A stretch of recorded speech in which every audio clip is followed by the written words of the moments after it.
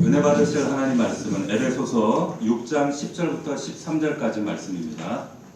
에베소서 강의 오늘 15번째 시간입니다. 신약성경 316면에 있습니다. 316면 에베소서 6장 10절부터 13절까지에 있는 말씀.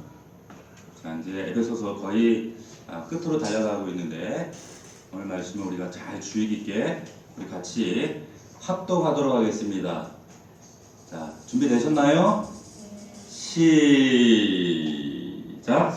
끝으로 너희가 주 안에서와 그 힘의 능력으로 강건하여지고 마귀의 관계를 능히 대적하기 위하여 하나님의 전신갑주를 입으라.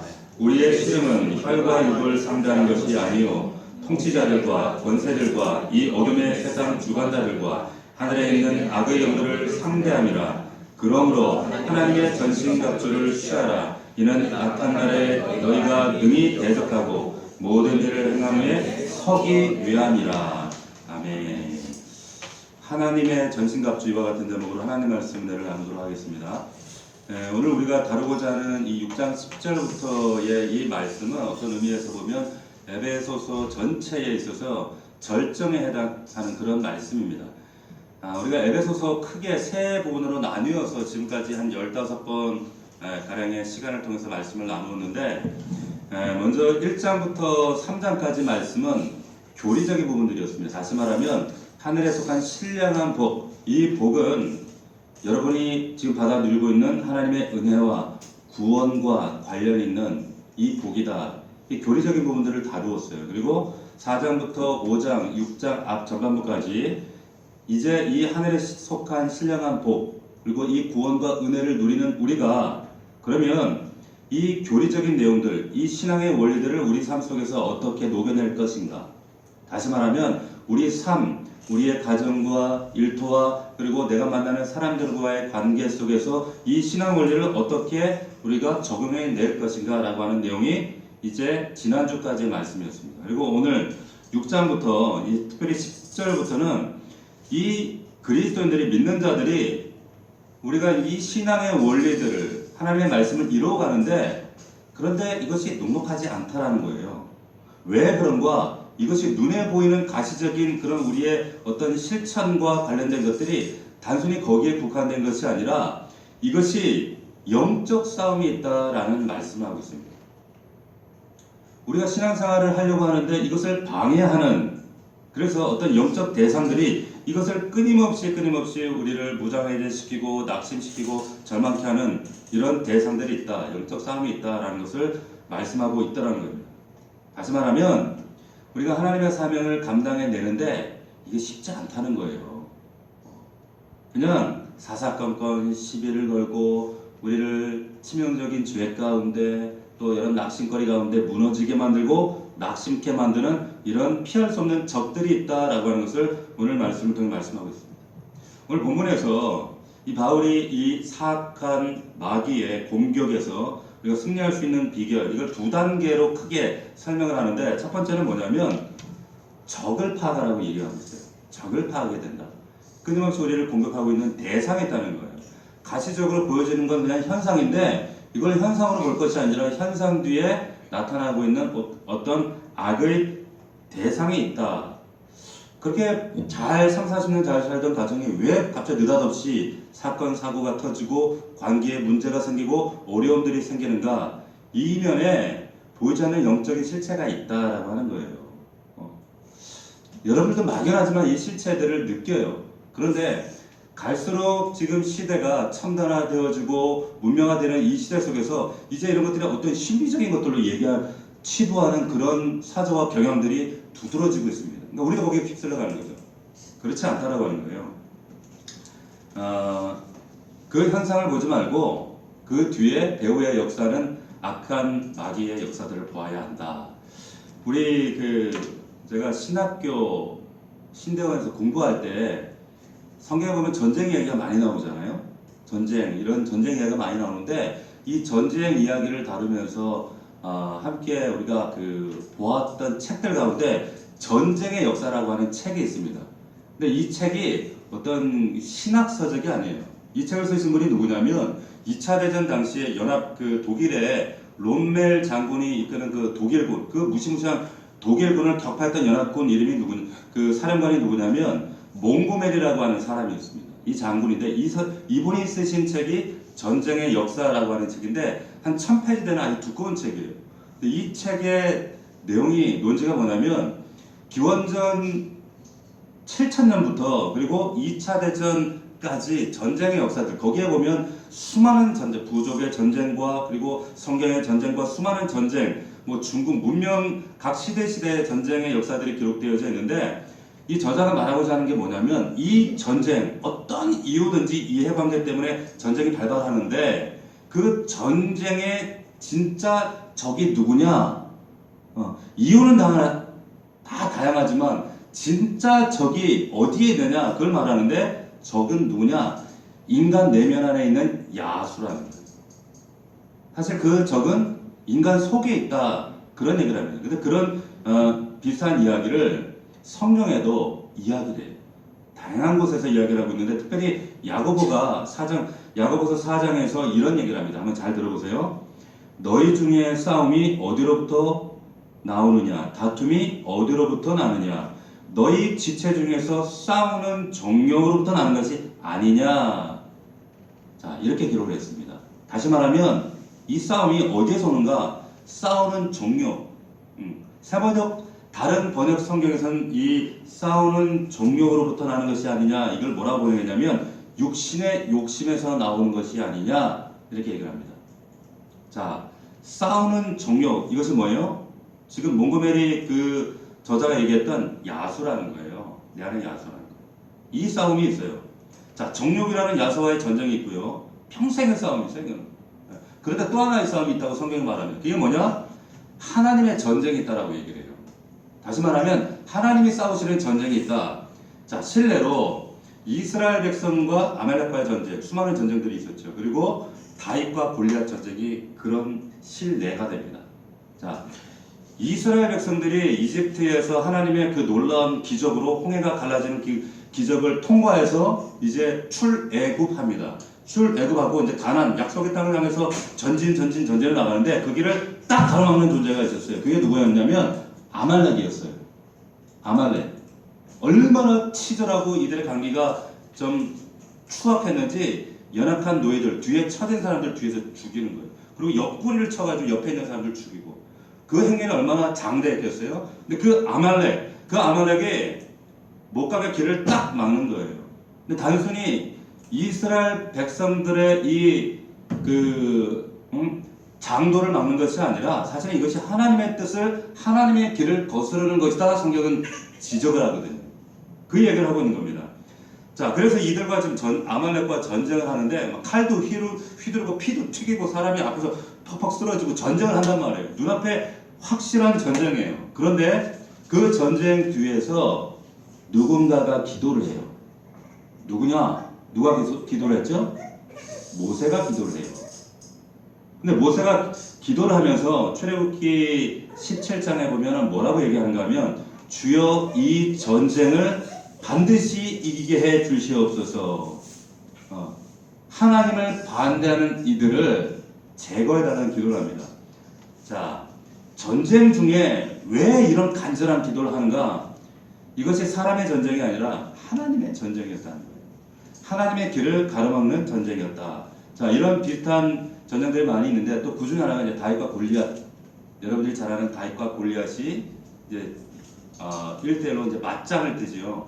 그런데 이 골리앗과 싸웠을 당시에 지금 이 다윗은 아주 나이가 어린 10대 때입니다. 17, 18살, 얼굴이 팍 서부털도 가시지 않은 이런 어린애가 무슨 전쟁을 알겠어요. 갑옷도 없었어요. 무기도 없었어요. 단지 물맷돌 5개만 들고 나가는 거예요. 왜 5개를 가지고 나왔을까요? 그 부족이 5 연맹체였어요. 블레셋이. 그러니까 돌 5개. 이놈 죽이면 다음에 또 나올지도 모르기 때문에. 돌멩이 5개 들고 나가는데, 이 전쟁에 나가는 다윗이 뭐라고 전쟁에서 선포하며 나가느냐면, 이 전쟁은 여호와께 속한 것인즉 그가 너희를 우리 손에 붙이시리라 얘기합니다. 무슨 말입니까? 이 전쟁은 하나님 전쟁이라는 거예요. 내 전쟁이 아니라는 거죠. 자, 여기서 우리에게 전해주는 메시지가 뭡니까? 야고보서가 말하는 지금 우리 안에서 야수 같은 싸우는 종욕으로 인한 전쟁이 있어요. 그 전쟁이 있습니다. 또 한 가지는 하나님의 길을, 하나님의 뜻을 거스르는 전쟁이 있다는 하나님의 전쟁. 이걸 잘 분별하셔야 된다는 거예요. 우리 눈에 보이는 어떤 우리의 발목을 잡고 낙심케 하고 어지럽게 만드는 이 싸움들. 그런데 여기에는 사람의 전쟁이 있고 하나님의 전쟁이 있어요. 이것이 끊임없이 반복되어진다. 근데 이것이 실체, 보이지 않는 영적 세계의 역사가 있다는 것을 우리가 인지하지 못하면, 부정하면 싸움이 되겠어요? 싸움이 안 되는 거죠. 자, 성경 안에 보면 이런 하나님의 전쟁이 아니라 사람의 전쟁, 앞서 말씀드렸던 이 육신의 정욕과 관련된 이 싸움, 그럼 우리 믿음의 선배들은 이런 싸움들을 맞닥뜨렸을 때 어떻게 했는가? 어떻게 했을까? 대표적인 예가 아브라함이 그 우물을 팔 때마다 이방 사람들이 자꾸 우물을 빼앗는 사건들이 있었죠. 그죠? 근데 우물을 파면 뺏어가고 충분히 아브라함이 그런 군사력과 그리고 힘이 있었어요. 그 당시 근동세계에서, 부족 사회에서. 그런데 안 싸워요. 싸우지 않습니다. 또 양보하고 바보 같아. 계속 손해봐요. 싸울만한데 이제 아니 또 이것들이 뺏어가네. 싸울만한데 전쟁이 일어날 법도 한데 전쟁을 하지 않고 계속 양보를 합니다. 이걸 잘 분별하셔야 된다는 거예요. 지금 내가 만나고 있는 이런 현실적인 가시적인 현상들이 내가 지금 양보해야 될 상황인가? 이것이 종교과 관련된 싸움인가? 인간의 싸움인가? 아니면 내가 손해 좀 보더라도 될 만한 상황인가? 이것이 하나님의 뜻을 거스르는 한판 붙어야 될 싸움인가? 이것을 우리가 잘 분별하셔야 된다는 거예요. 사람의 전쟁이냐? 하나님의 전쟁이냐? 이것을 분별할 수 있는 영적 분별력, 영적 지혜가 여러분들에게 있기를 주의 이름으로 축원합니다. 이게 첫 번째예요. 중요한 건 뭐냐? 적을 알아야 된다는 거예요. 적. 지금 보여지는 가시적인 현상들 이면에 나타나는 분명 악한 영적 세계에 대적들이 있구나라고 하는 것. 첫 번째는 인식하는 것. 두 번째, 오늘 말씀에 보면 계속적으로 반복하는 단어가 있습니다. 그게 뭐냐? 서라라고 하는 말이에요. 자, 11절 말씀 보십시오. 한번 우리 합독해 봅시다. 시작. 마귀의 관계를 능히 대적하기 위하여 하나님의 전신갑주를 입으라. 여기 대적한다 말씀했죠. 이게 무슨 말인가 하면 영어 성경에 보면 이 대적한다는 말을 stand firm 해놨어요. 뭐예요? 견고히 선다는 거예요. 견고히. 대적한다는 말은 뭐냐면 지금 아직 싸우기 전이에요. 싸우기 전입니다. 먼저 적이 영적 실체 대상이 있구나 바로 인식하고 첫 번째, 두 번째는 stand firm 하는 거예요. 서는 겁니다. 서는 게 두 번째라는 게 싸우는 것보다 더 중요한 게 뭐냐? 서는 거라는 거예요. 자, 13절 말씀에도 보면 그러므로 하나님의 정신갑주를 취하라. 이는 악한 날에 너희가 능히 대적하고 영성에 보면 withstand 이렇게 나왔어요. withstand 견고하게 쓴다는 거예요. 자, 14절에도 보면 같이 읽어봅시다. 시작. 그런즉 서서 진리로 너희 허리띠를 띠고 의의 억진경을 붙이고 서서 나와 있죠. 지금 세 번, 네 번 가량은 이 스탠드, 서서라는 말을 반복을 해요. 자, 뭡니까? 두 번째 단계 가장 우리가 승리하기 위한 두 번째 단계는 서는 겁니다. stand firm 이걸 유지하는 거예요. 사탄에 대적하는 것. 바꿔 말하면 굳게 서는 거예요. 굳게 서는 것. 자기 자리를 굳게 지키는 거예요. 변덕 떨지 않는 거예요. 자기 자리를 포기하지 않는 거예요. 도망가지 않는 거라는 거예요. 스탠드에서 뻥 하는 거예요. 견고히 서는 것. 나 힘없어. 피곤해. 지쳤어. 나 도망갈래. 아니라 자리를 지키는 거예요. 이게 두 번째입니다. 두 번째. 자, 우리 찬송가 585장 보면 우리가 잘 아는 찬양 있죠. 내 주는 강한 성이요.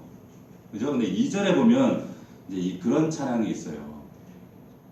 내 힘만 의지할 때는 패할 수밖에 없도다. 힘 있는 장수 나와서 날 대신하여 싸우네. 이 장수 누군가 주 예수 그리스도 만군의 주로다. 당할 자 누구랴? 반드시 뭐라고 해요? 이기리로다.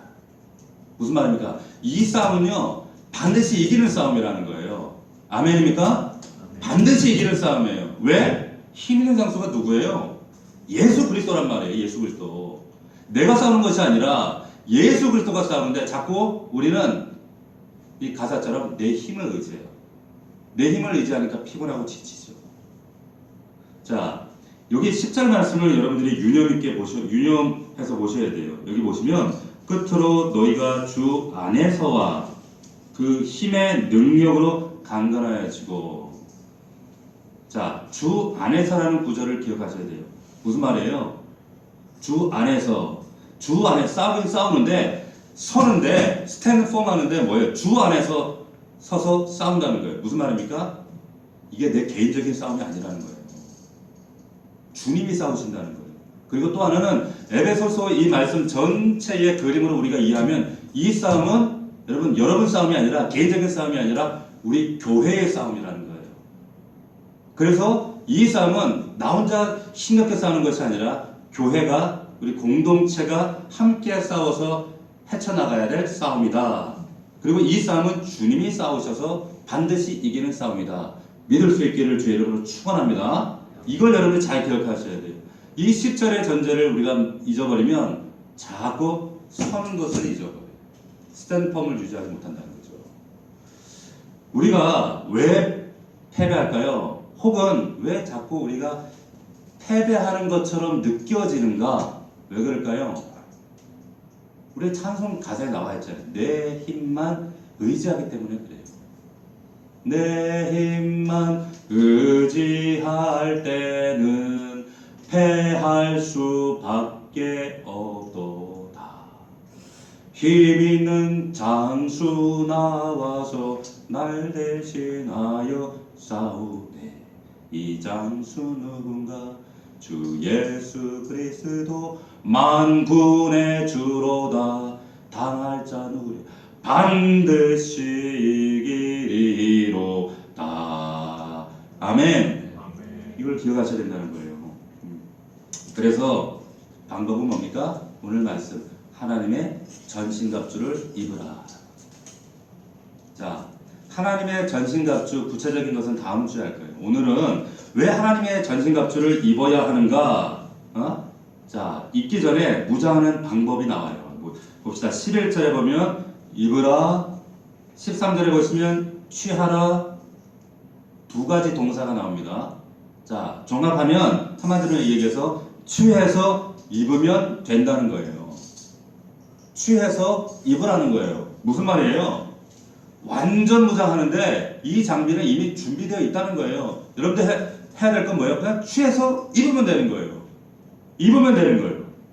그런데 이걸 안 해요. 입으면 되는 것을 안 하는 거예요.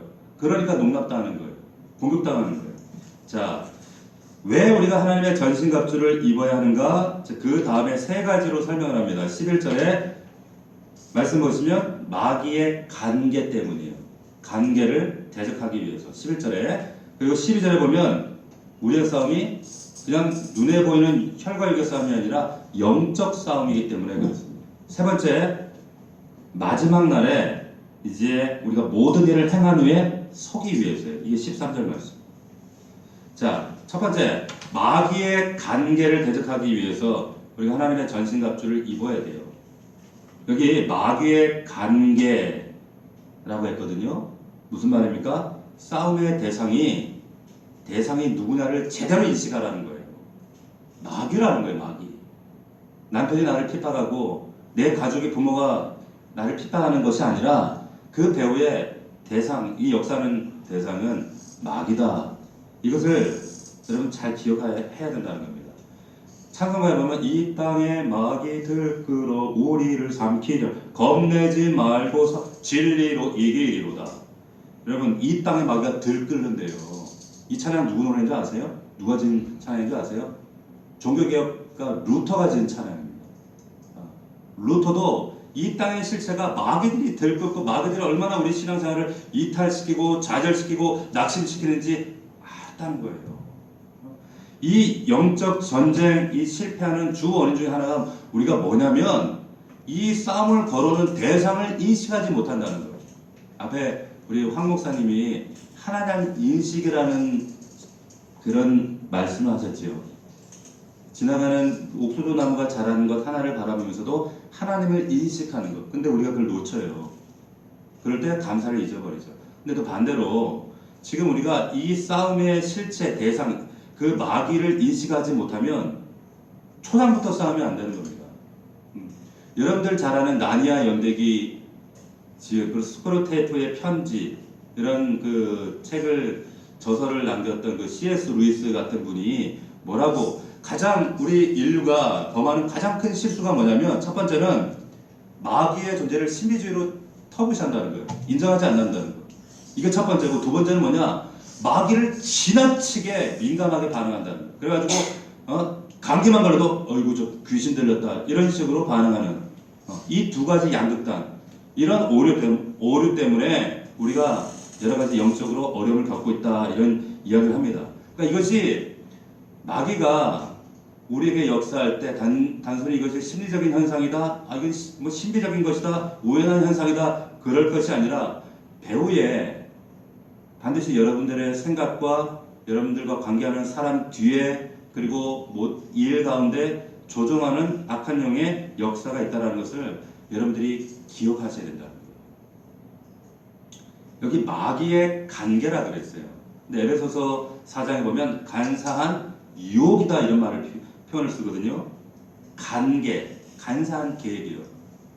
무슨 말이냐? 마귀는 정정당당하게 여러분들에게 싸움 걸어오지 않습니다. 절대로 정당한 방법으로 여러분들 유혹하지 않아요. 생각지도 못했던 곳에 여러분들 함정을 파고 생각지도 못했던 생각으로 우리를 흐르게 만들고 좌절시키고 그 함정에 빠뜨려서 우리를 하나님과 관계를 분리시켜요. 이탈시킵니다. 정말 그리스도 안에서 새로운 삶을 살려고 하고 그리고 정말로 그리스도의 장성한 분량까지 나아가려고 우리가 달려가고 교회가 연합해서 하나님의 나라 일을 도모하고 영혼을 살리고 그런데 그때마다 마귀가 가만히 있는가? 내버려두지 않는다는 거예요. 간계를 한다는 거죠. 어떤 간계를 할까요? 수많은 관계들. 이로 다 뭐 열거할 수도 없어요. 그런데 가장 큰 관계가 뭐냐? 교회 안에 침투하는 거예요. 교회 안에. 근데 그 침투하는 법이 다양합니다. 잘못된 복음으로, 교리로, 그리고 문화로, 사상으로, 여러 가지 방법들, 이 간사한 방법들, 얼마나 이 사단이 지배하고 머리가 좋은지 몰라요. 과거 아주 오래된 책인데 신상원 씨라는 분이 지은 책 가운데 사탄은 마침내 대중문화를 선택했습니다 라는 책이 있었습니다. 혹시 아시는 분? 읽어보신 분? 이거는 읽을 예정이라는 뜻이죠. 사탄은 마침내 대중문화를 선택했다는 거예요. 뭐냐? 사단이 여러분들 자녀들이 지금 보고 있는 미디어, 인터넷, 그리고 대중문화, 연애, 그리고 대중가요, 책들 이런 것들을 통해서 영혼을 사냥한다는 거예요. 전혀 사냥하는 걸 모르죠. 아이들이 즐겨 듣는 그 랩 속에 담겨져 있는 메시지가 어떤 메시지인지, 락에 감추어져 있는 그 메시지가 어떤 메시지인지, 여러분 그 영화 속에 담겨져 있는 메시지를 통해서 자연스럽게 그것이 적그리스도적인 하나님 말씀과 전혀 반대되는 그런 문화와 사상으로 아이들을 장악하고 있는데 전혀 인식하지 못하죠. 전혀 인식하지 못하는. 우리 교회 안에 있는 도서관에 있는 책들도 그런 것들이 있으면 다 버린다는 거죠. 자, 여러분 전쟁이 나면 적들이 주력 부대가 어디를 공격할까요? 주력 화기가 제일 먼저 우리나라 어디를 타겟으로 공격할까요? 어디래요? 청와대를 공격할까요? 아니면 우리 동백 주민센터를 공격할까요? 청와대를 하죠. 그죠? 주력 화기를 가장 공격해야 될 주력 부대나 가장 주력이 중요한 곳에 화기를 쏟아붓는다고요. 그럼 마귀가 가장 주력해야 될 곳이 어딜까요? 교회예요. 왜? 하나님의 구원받은 자녀들이 모인 곳이기 때문에. 또 하나는 그들을 영적으로 이끌어갈 지도자, 리더십이 있는 곳이거든요. 그러니까 교회를 집중적으로 공격하는 거예요. 자, 성경에 예수님께서 마태복음 13장에 보면 천국 비유를 하시는데 좋은 씨를 제밭에 뿌린 사람과 같다, 이런 비유를 하시는데 거기에 보면, 자, 좋은 씨를 뿌렸어요. 그런데 밤에 원수가 밤에 와서 가라지를 덧뿌리고 갔다, 이런 말씀이에요. 덧뿌렸다는 거예요. 그런데 얼마 후에 보니까 가라지 녀석이 슉 올라와 있어요. 그러니까 종들이 저거 다 잘라버릴까요? 그때 예수님이 야, 그러지 마, 냅둬, 멀쩡한 것들까지 다친다. 그냥 허용하세요. 허용하신단 말이에요. 자, 분명히 주인이 자기 밭에 좋은 씨를 뿌렸는데 가라지가 났어요. 가라지가 뭔지 아시죠? 우리 시골에서 보면 농사 우리 그 지시는 분은 아실 거예요.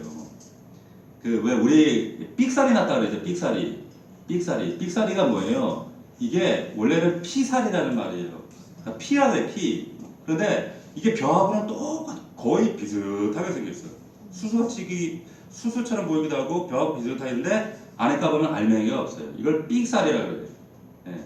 근데 원래는 피살이. 이게 자라는데 얼마나 왕성하고 번성력이 좋냐면 눈 뜨면 자라가 있고 눈 뜨면 여기 있고 여기 있고 그래. 예. 그러니까 얘네들 생명력을 다 빨아들여가지고 이제 원래 곡식 알곡들이 알맹이를 제대로 못 맺는 거죠.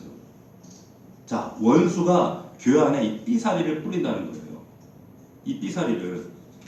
무슨 말이냐면 교회 안에 잘못된 복음, 혹은 유사한 복음, 기복주의, 혹은 거짓된 사상, 철학, 이런 것들을 통해서 정말 지엽적인 것들이 눈에 확 드러나게 하고 핵심적인 진리들은 뒤에서 사장돼 버리는 거예요. 자, 다른 예를 들면 교회 안에 오래도록 참 한국교회를 흔들었던 삼중 축복 보세요. 삼중, 이 교리가 교회 안에 딱 들어오니까 복. 야, 영혼이 잘 되면 복도 받고 대박 나고 잘 되고 강건하고, 그래, 좋은 거잖아. 복 받는 거 이렇게 잘 되는 거 나쁜 거 아니잖아. 그런데 중요한 것은 뭐냐면 이 지역적인 것들이 들어와서 핵심적인 것, 복음이 교회가 말하는 것은 그것이 아니라 고난을 통해서 예수 그리스도의 십자가를 통감으로 자기 부인을 통해서 성화의 자리에 나가서, 결국에 에베소서도 궁극적으로 말하는 게 뭐예요? 거룩의 자리까지 나가는 것, 하나님의 나라에 이르는 것, 그게 본질인데, 야, 이런 삼중 축복들은, 야, 이거 얼마나 한국교회가 열광했어요. 그러다 보니까 이것이 핵심적인 것들이 주변으로 싹 밀려나는 거예요. 오히려 이런 본질을 얘기하면, 야, 고리타분해, 사복음서 설교하면 안 들어요. 그래서 적당하게 전도서, 잠언, 시편 이런 설교만 해야 돼. 그래서 사람들이 그 설교를 좋아해. 이것이 마귀의 관계입니다. 관계. 그리고 보세요. 성도들한테 야, 예수 믿으면 다 병도 떠나가고, 질병도 떠나가고, 모든 게 다 나아지고, 만사형통하고. 자, 그런데 뭐 감기라도 걸리면 야, 이거 다 귀신이 장난한 거야. 귀신 역사야. 소위 말하는 베레아에서 말하는 귀신론들. 열광했잖아요. 그러니까 마귀 권세에서 벗어난 성도들은 병도 걸리면 안 되는 거고, 눈도 나빠지면 안 되는 거고, 만사형통이 안 되면 안 된다는 거예요. 그렇게 따지면 사도 바울 같은 사람은 지옥 가야 되는 거예요. 평생 간질 때문에 고통받고, 디모데 같은 사람은 평생 위장병 때문에 고통받았잖아요. 그리고 이 사람들은 다 하나님 나라에서 이탈된 사람들이 되는 거예요. 아니죠. 그게 아니라는 거예요. 우리가 교회 안에 이런 마귀가 교묘한 관계로 인해서 복음의 핵심을 우리가 망각하고 놓쳐버릴 때, 우리는 그것이 당연한 듯 열광하고 당연한 듯 그것이 복음인 줄 알고 착각하며 가게 된다는 거죠. 자, 이런 것들을 우리가 뭐라 불러요? 이 가라지들을 이단이라고 얘기하잖아요. 이단. 엄밀히 얘기하면 우리가 지금 우리 동네에도 이렇게 이단 같은 애들이 많은지, 하나님의 교회, 여호와의 증인, 여호와 앞에는 또 여호와의 증인. 그런데 하나님의 교회, 그리고 또 여호와의 증인 이런 것들은 엄밀히 얘기하면 이단이 아니라 이단은 끝단자 다를 이자 끝이 달라요. 막 거의 말씀 비슷한데 끝에만 다른 거예요. 근데 이런 하나님의 교회 신천지 여호와의 증인은 사교라고 부르는 게 맞는 거예요. 사교. 사교는 뭡니까? 교주가 있어요. 예수 그리스도 이 사람 갖고 안 돼. 그래서 이 더 완전한 이 사람이 필요해. 그래서 등장시키는 거예요. 이걸 사교라고 하는 거죠. 자, 어쨌든 이런 것들 통해 교회를 관계로 무너뜨린다. 자, 교회 안에 침투하는 관계들이 앞서 얘기했던 것처럼 또 사상과 철학들 이런 것들이 있어요. 어떤 사상들이 있을까요? 어떤 철학들이 있을까요? 그러면 우리는 성경이 하나님의 이 성경 말씀을 최종 권위로 둡니다. 목사의 이야기도 최종 권위가 될 수 없어요. 목자도 될 수 없어요. 오직 하나님의 말씀. 가톨릭은 교황이 최종 권위지만 우리는 성경 말씀이 뭐라고 말씀하는가 이게 최종 권위예요. 그런데 철학은 최종 권위가 누구예요? 사람이에요. 인간입니다. 여러분 이 철학은 인간을 최종 권위자로 믿고 있기 때문에 인간의 이성과 인간의 이해로 세상의 모든 만물을 해석하지 못하고 이해하지 못할 것이 없다. 세상의 모든 만물은 인간의 이성과 이해로 이것이 풀려질 때 그것이 진리고 그 진리, 인간의 이해를 범주를 벗어난 것은 다 가짜다. 얘기하는 것이 이것이 철학이에요. 이것이 철학입니다. 그러니까 객관적인 모든 사실들은 이성으로 논쟁이 다 가능하다는 거예요. 인간 중심이죠. 그래서 이 철학이라고 하는 것은 이게 어디서 나왔어요? 철학이 출발된 곳이 어디예요? 그리스잖아요. 그죠? 그리스. 여러분 그리스 로마 신화 같은 데 보면 그래서 이 인본주의 철학의 그 신화 같은 데도 보면 신들을 어떻게 묘사합니까? 다 사람처럼 묘사를 하잖아요. 인본주의라는 거예요. 휴머니즘이에요. 인간의 이성으로 풀려지지 않고 이해되지 않고 정리되지 않으면 인본주의, 휴머니즘이 가장 기초가 되어야 되는데 아닌 것은 다 가짜다. 그러니까 철학의 출발점은 인간입니다. 인간. 근데 성경은 아니에요. 우리는 뭐예요? 기독교는 하나님의 말씀, 오직 하나님의 말씀이 모든 것은 하나님의 말씀으로 귀결돼야 그것이 진리다 이렇게 믿는 거죠. 형이상학이라고 하는 인간 형이상학으로 가면 철학이 되는 거고 형이하학이 되면 자연과학이 되는 거예요. 그래서 과학으로 철학이나 과학으로 이성으로 풀려지지 않는 것은 다 가짜다. 자, 성경을 볼 때도 이 형이상학과 화학으로 이것이 충돌하는 것들은 이런 것들은 다 성경에서 다 도려내야 된다 라고 주장하는 사상이 교회 안에 침투하기 시작했어요. 그게 뭡니까? 자유주의 신학이라고 하는 거예요. 그래서 어떻게 처녀가 애를 낳아? 말도 안 되는 소리. 사람이 어떻게 무리를 건너? 어떻게 2만 명이 또 오병이어로 2만 명이 그걸 수많은 사람들이 나눠 먹어? 아니지. 자, 이 수많은 기적의 사건들은 예수님이 교훈을 주셨는데 제자들이 이 기적적인 사건들, 이 교훈을 극대화하기 위해서 거기에 첨가한 거지. 그래서 철학과 과학적인 눈으로 성경을 해석하기 시작하는 그런 시도가 시작된 거예요. 이게 자유주의 신학이라는 거예요. 한국 교회 안에도 이 자유주의가 판을 쳤단 말이에요. 그런 대표적인 학교, 그 학교들을 열광했잖아요. 프린스턴, 예일, 그리고 유니온 신학교. 이런 신학교에 뭣도 모르고 목사님들은 막 거기서 PhD 받겠다. 자, 한국에도 그런 신학교들이 많이 있어요. 장신교, 자유주의 신학교.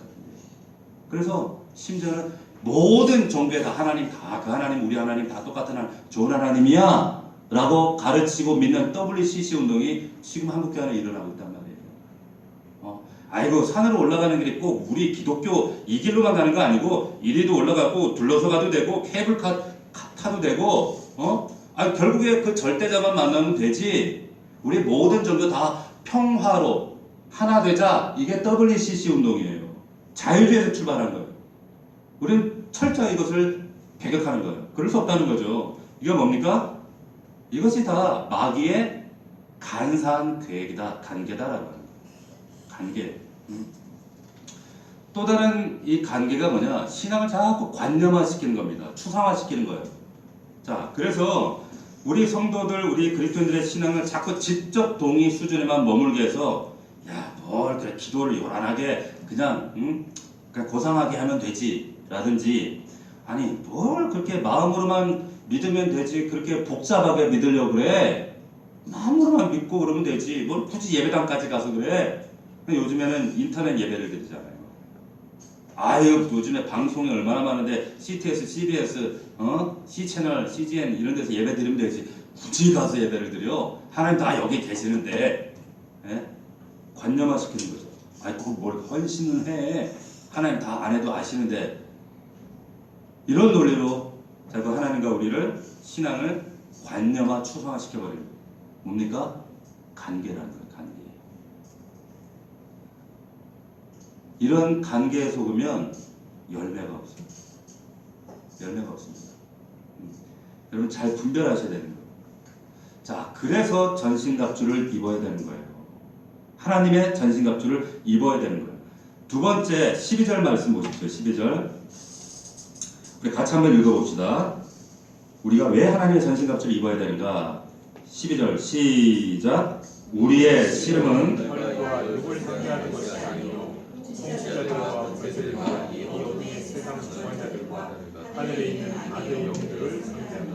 자, 여기 원문에 보면 12절 앞에 어떤 단어가 있느냐면 왜냐하면 이라는 말이 있습니다.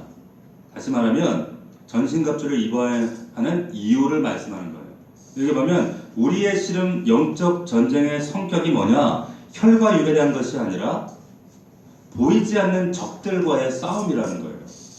다시 말하면 본질이 영적 싸움인데 싸움의 대상이 영적 대상이라는 거예요. 영적 존재라는 말을 하고 있다는 겁니다. 보이지 않는 적들과 싸우라는 이 말이 무슨 뜻이에요? 분명히 당했는데 성도들이 당했는데 노건이 당했어요. 지금 내가 당하고 있단 말이에요. 당했는데 지금 어디서 당했는지를 몰라요. 어떻게 당했는지를 몰라요. 보이지 않는 싸움이에요. 그래서 이게 싸움이 어려운 거예요. 이게 육신의 정욕으로는 앞서 얘기했던 야고보가 얘기하는 싸우는 정욕으로 한 싸움인지 아니면 하나님의 싸움인지 이것부터 분별이 되지 않고 싸움을 지금 마치 저격수가 숨어서 한 놈씩 탕 죽이는데 총알은 날려오는데 어디서 날려오는지 모르는 거예요. 이게 어렵다는 거죠. 얼마나 이게 어려우면 사도 바울이 마귀를 가리켜서 이 세상 신이다 얘기를 합니다. 고린도서 4장 4절에 보면 그 중에 이 세상 신이 믿지 않는 자들의 마음을 혼미케 하여 이런 얘기를 하거든요. 혼미케 한다는 말이 뭐냐면 뒤죽박죽으로 섞어버린다는 거예요. 사상, 철학, 문화 여러 가지 관계들로 섞어버려요. 하나님과 분리시켜요. 하나님의 생명에서 떠나버리게 만드는 거예요. 네? 자, 그래서 여기 본문에 보니까 지금 이 통치자들, 권세들, 어둠의 세상 주관자들, 하늘에 있는 악의 영들 네 가지 적들이 등장을 해요. 그렇죠? 그런데 통치자, 권세, 어둠의 세상 주관자, 하늘에 있는 악의 영들 이게 뭐냐? 마귀의 진영에 속해 있는 이들의 활동 양상이라고 여러분들이 이해하시면 되는 거예요. 활동 양상이다. 이들의 속성이다. 여기 통치자들, 알케, 영어에는 룰러 이렇게 되어 있는데 이건 뭐냐면 특별한 나라나 혹은 지역을 다스리고 있는 마귀의 졸개들입니다. 여러분 어떤 지역이나 나라나 특별히 장악하고 있는 세력이 있어요. 특별한 영이 있다니까요. 이걸 통치자라고 해요. 더 자세한 얘기하지 더 나눌 시간은 다 많이 얘기하지 못하지만 그 지역의 역사는 악한 이 졸개들이 있다. 두 번째 여기 보면은 권세가 나옵니다. 권세, 엑소시아. 이건 정치적 물리적인 그런 면에서 역사하는 것들이 아니라 주로 이 권세들은 사상, 철학, 문화, 어떤 만능주의, 과학 만능주의, 물질 만능주의 이런 사상으로 문화 속에서 체계를 가지고 침투해서 영향력을 발휘하는 존재들이에요. 마귀들은 질서가 있어요. 하나님 나라에도 질서가 있거든요. 천사들도 그냥 있는 게 아니에요. 그래서 에베소 1장 21절에 보면 여기도 똑같은 모든 통치와 권세와 능력과 주권과 이 세상뿐만 아니라 오는 세상에 이끄는 모든 이름에 뛰어나게 하신다. 하나님 나라에도 이런 조직 질서가 있는 것처럼 마찬가지로 마귀도 혼자 단독적으로 싸우지 않고 이런 조직 체계를 가지고 있다는 거예요. 세 번째로 여기 보면 어둠의 세상 주관자. 이 세상 어둠의 세상의 주관자다. 이 세상이 뭐냐면 아이온. 우리가 생각하는 코스모스가 아니에요. 아이온. 이 말은 뭐냐면 특별한 의미가 함축되어져 있는데 하나님의 지배밖에 있는 세상이라는 거예요. 하나님의 지배밖에, 하나님의 복종 밖에 있는 세상. 근데 이게 어둡다는 의미죠. 이 어둠 속에서 사람들이 어떤 짓을 하는가, 어떤 일이 벌어지는가, 우리가 지난번에 나눴던 4장 17절 한번 찾아봅시다. 에베소서 4장 17절, 18, 19절, 우리 18절 말씀 같이 읽어봅시다. 시작. 그들의 총명이 어두워지고 그들 가운데 있는 무지함과 그들의 마음이 굳어짐으로 말미암아 하나님의 생명에서 떠나 있도다. 그들이 감각 없는 자가 되어 자신을 방탕에 방임하여 모든 더러운 것을 욕심으로 행하되. 이걸 누가 한다고요? 이 어둠 속에서 행해지고 있는, 자행되어지고 있는 지금 세상에 날마다 미디어의 신문지상에 오르내리고 있는 이 수많은 사건들, 이걸 누가 조장해요? 어둠의 세상 주관자들이에요. 그냥 범죄가 그냥 일어나는 범죄가 아니라는 거죠. 네 번째로 하늘에 있는 악한 영들. 조금 더 정확한 번역은 뭐냐면 하늘에 있는 악의 영적 군대다, 이렇게 표현을 합니다. 돌아가셨지만 하영주 목사님은 이 본문을 가지고 뭐라고 얘기하시냐면 타락한 천사들이 정치적일 수 있고 군사적일 수 있고 경제적일 수 있고 다양한 분야의 문화적인 세력일 수 있는 이 다양한 세력들로 응축되어서 조종하고 있는 실체다, 이렇게 얘기를 하셨어요. 실체예요, 실체. 이걸 보지 못하면 그냥 맨날 우린 저격사한테 당하는 것처럼 우리는 당한다. 자, 근데 얘네들이 왜 이렇게 우리를 못 잡아먹어서 안달일까요? 이 마귀들이. 예? 마귀들이 왜 이렇게 우리를 못 잡아먹어서 안달해요? 예? 생각 안 해보셨어요? 그 돌아가신 대통령 그 자제 중에 항상 그 마약 때문에 이름 오르내리던 그 아들이 하나 있었죠. 박모 씨라고. 근데 이분이 왜 이 마리화나 이 마약에 손을 대게 됐냐면 이 아들이 외로운 거예요. 그래서 아버지가 생전에 이 아들 외롭지 말라고 연예인들을 이렇게 소개를 해줬어요. 연예인들. 자기 보려고 연예인들 불러다가 연예인들 소개해 줬는데 이 연예인 이 애들이 이제 마약을 접하게 했는데 왜 마약을 접하게 그 대통령 아들을 꼬드겼냐면 자신들이 처벌받지 않으려고. 그러니까 대통령 아들도 같이 했는데 설마 대통령 아들을 처벌하겠어? 하면서 얘네들 이 아들에게 이 마리화나를 시작하게 된 거예요. 그러니까 가장 사랑하는 아들을 공범으로 만들면 우리를 벌하지 않겠지. 그냥 내 생각이에요. 제 생각이에요. 마귀도 그런가? 난 그런 생각이 드는 거. 마귀도. 하나님을 그토록 끈적하게 사랑하는 자기 아들까지 죽여서 생명 준 하나님의 자녀들을 공범으로 만들면 하나님이 설마 우리들을 멸망시키겠어? 제 생각이에요. 그냥. 제 생각. 성경에 없어요, 이거는. 예. 그렇지 않을까. 그런데 어쨌든 마귀 세력들은 한 사람이라도 마귀 자식으로, 자기 자식으로, 자기의 동조자로, 자기의 공범자, 지옥의 동지들을 삼고 있어서 안 달라 했다는 거죠. 자, 우리가 왜 마지막으로 왜 전신갑주를 입어야 되는가? 13절입니다. 13절. 가장 중요한 말씀이에요. 13절. 같이 읽겠습니다. 시작. 그러므로 하나님의 전신갑주를 취하라. 이는 악한 날에 너희가 능히 대적하고 모든 일을 행한 후에 서기 위함이라. 이것 때문에요. 다시 열어보세요. 모든 일을 행한 후에, 모든 영적 싸움과 모든 믿음의 수고와 모든 우리 믿음의 과정을 다 마치고 이 철로 역정을 마치고 모든 일을 행한 후에 서기 위함이라는 거예요. 서기 위함이라. 여기도 서기 위함. 스탠드 firm. 그때도 야 이게 끝났다. 이제 다 전신갑주 다 벗어든 그거 아니에요. 그때도 firm합니다. 견고하게. 여러분 고대 전쟁에서 마지막 승리자는 뭐냐면 전쟁터에 마지막 서 있는 사람이 승리자예요. 그 사람이 승리자입니다. 모든 시험과 고난과 아픔과 눈물 다 극복하고 하나님 앞에서 주님 앞에 영광스러운 모습으로 설 수 있도록 하시기 위해서예요. 믿을 수 있기를 축원합니다. 그러기 위해서 여러분들이 취해야 된다는 거예요. 입어야 된다는 거죠. 어? 그렇지 않고는 우리가 이 싸움에서 이길 수 없다. 모든 것을 행한 후에, 모든 전쟁, 모든 수고를 다 마친 후에 우리가 그런 질문을 할 수 있어요. 아니 이렇게 수고하지 말고 하나님이 그 전능하신 그 능력으로 단칼에 이 마귀를 그냥 싹 쓸어버리시지 왜 하나님은 피곤하게 이 싸움을 하게 하시나? 왜 우리 싸움을 하게 하실까요? 왜 우리 이 영적 싸움을 해야 돼요? 응? 옆 사람에게 좀 물어봐요. 왜 싸움을 해야 되냐고. 물어봐봐요. 어? 목사 제가 가지고 있는 그냥 여러 가지 이유들이 있어요. 이유들이 있는데 그냥 그 중에 한 가지만 말씀드리면 여러분들 때문이에요.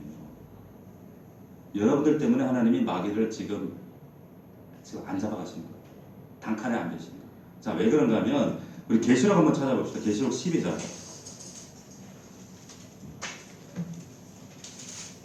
계시록 12장 13절 한번 찾아봅시다.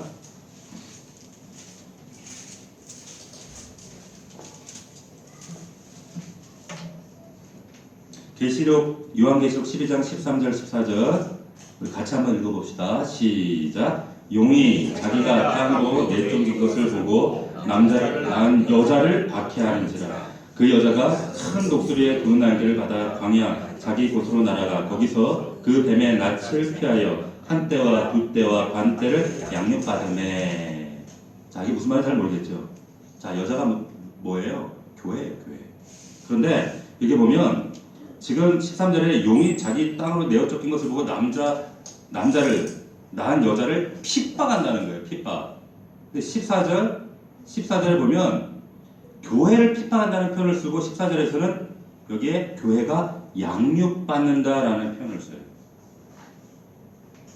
자, 그러니까 사단과 그 세력들을 교회, 다시 말하면 엄밀히 얘기하면 여러분들을 양육하기 위해서 남겨두셨다는 거예요. 이 밖에도 하나님이 우리가 다 이해하지 못하는 하나님의 놀라운 섭리와 이유들이 있어요. 그러나 기억해야 될 이것만 기억하세요.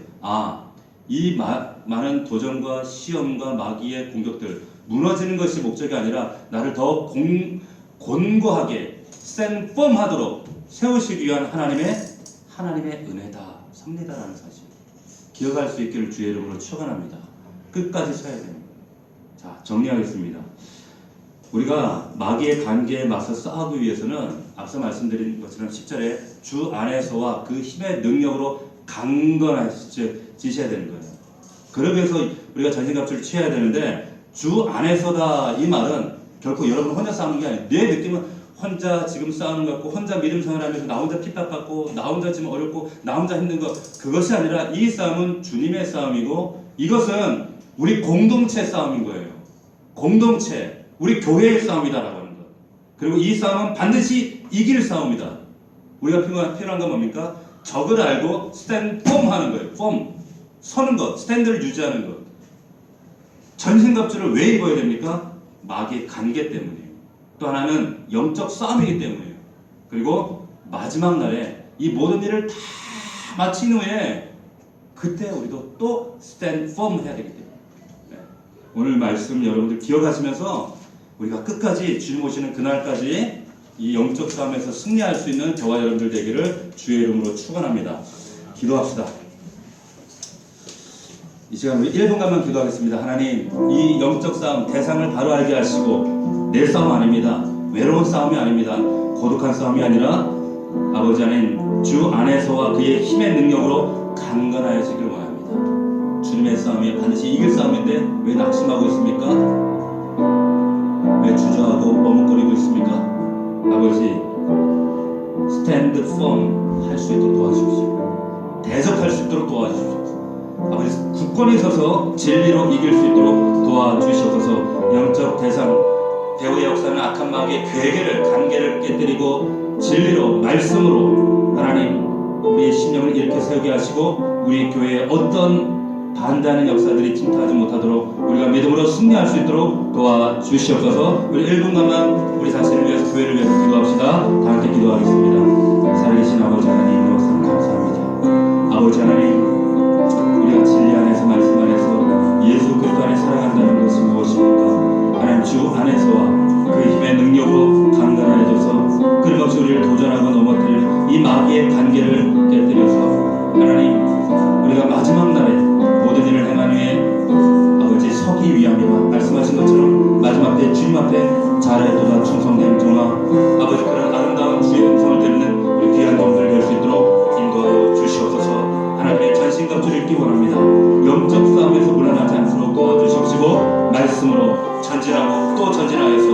하나님 육신의 정욕의 싸움이 아니라 하나님의 싸움임을 믿으며 아버지는 반드시 약속의 말씀을 붙잡고 승리하는 우리 귀한 가족들이 다 되어지도록, 우리 공동체 되어지도록 서로 격려하며 위로하며 말씀으로 서로 세우며 하나님 주님 오시는 그날까지 견고히 서나갈 수 있는 믿음의 종들이 될 수 있도록 인도하여 주시옵소서. 거룩하신 아버지 하나님, 사도 바울의 이 놀라운 권면처럼 하나님 주 안에서와 그 힘의 능력으로 강건하여짐으로 하나님 이 싸움이 나 혼자만의 싸움이 아니라 주 안에서의 주님의 싸움이며 우리 교회의 싸움인 것을 인식하게 하셔서 우리 공동체가 한 사람 한 사람을 돌아보며 격려하며 위로하며 이 싸움을 우리 모두가 함께 승리할 수 있도록 우리가 함께 걸어나가도록 우리를 교회로 부르셨사오니 이 싸움을 반드시 승리할 수 있도록 역사하여 주시옵소서. 마귀의 관계에 농락당하지 않도록 도와주시옵시고, 보이지 않는 이 영적 대상, 우리의 삶의 배후에 끊임없이 하나님 거짓된 진리로, 하나님 사상으로, 철학으로, 문화로 우리를 좌절시키고 넘어뜨리는 이 원수를 우리가 바로 알아서 반드시 하나님의 말씀 진리의 굳건히 서서 모든 일을 행한 후에 잘하였도다 충성된 종아 칭찬 들을 수 있는 우리 귀한 모든 우리 주의 종들이 다 될 수 있도록 축복하시고 인도하여 주시옵소서. 믿사옵고 예수님의 이름으로 감사하며 기도하옵나이다. 아멘.